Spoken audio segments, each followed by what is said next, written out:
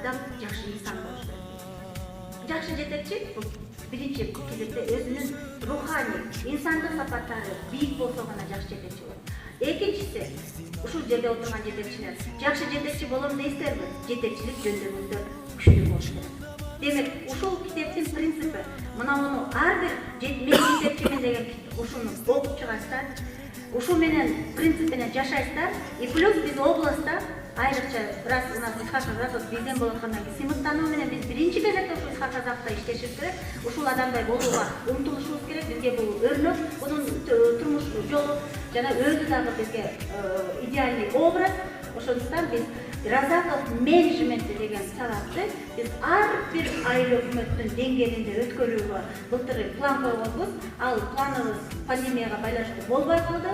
Бирок ага карабастан биз 26 сериядагы Разаков тануу телесериалын тартып, аны өзүнүн Баткен медиа телевидениясынан 2 жолу бердик. Андан кийин WhatsApp аркылуу тараттык. Андан кийин мына эми башка областтардагы бардык мына кечээ отчетун алдым. 7 областта дагы ошол телевидениядан ошол берилди. Бирок ал аздык кылат. Ал дагы жакшы. Аны да көрүш керек. Автордун мына жайылып, ана эми результатыбыз, натыйжабыз 2 жылдан бери. Мына 2018-2019 жыл жыйынтыгы, 2019-20 жылдын окуу жылдын жыйынтыгы менен Кыргызстанда биз 2-чи орун, региондордун ичинде 1-чи орунда турабыз. Кыргызстан боюнча Бишкек шаарынан кийин эле 2-чи орунда турабыз. Колчабы. Урматтуу агайлар, мен муну жөн айткан жокмун. Сыймыктануу менен айтатам. Анткени эгер бир эле жыл болгондо бул какой-то просто, совпадение десек болот да.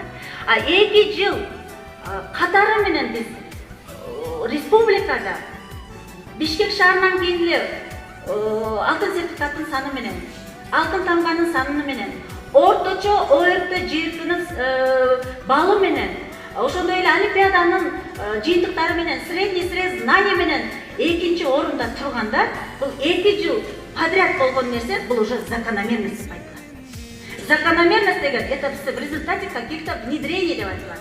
А внедрение это как раз таки ушул жаңы инновациялык методдорду ушул биздин Гапыр агайыбызга бир кол чабуу менен ушул сыймыктануу менен агай туруп коебуз. Ушул агайдын бир кичине мектебинде башталган эксперименти азыр республикага жайылып, оягы Ысыкөл, биягы Ош, биягы Жалал Абад болуп, азыр министрлер, керек болсо өкмөттүн мүчөлөрү, керек болсо бардык окумуштуулар барды таң калып атат. Биз дагы таң калышыбыз керек. Биринчиден сыймыктанышыбыз керек, экинчиден, үчүнчүдөн баалашыбыз керек. Анан төртүнчүдөн айыл өкмөттөр мен силерге кайрыламын. Анткени мугалимдер аракет кылат, мугалимдерге биз мына билим берүүчүлөр жанында отурат. Булар аябай аракет кылат. Бирок сиздер өзүңүздөрдүн айылыңыздарда, айыл өкмөтүңүздөрдө ушул тармакты элдерди жыйнап, мугалимдерди чакырып, ошол жерде мини конференцияларды өткөрүп, ар бир үйгө энелер мектебинин принципini киргизсеңиздер, ушул айылдан сиздерден абдан сонун эртең эле биздин келечек муундарыбыз күчтүү инсандар чыгат. Давайте, айыл өкмөттөр, былтыр биз эми баштаган элек график менен өткөрүүнү да,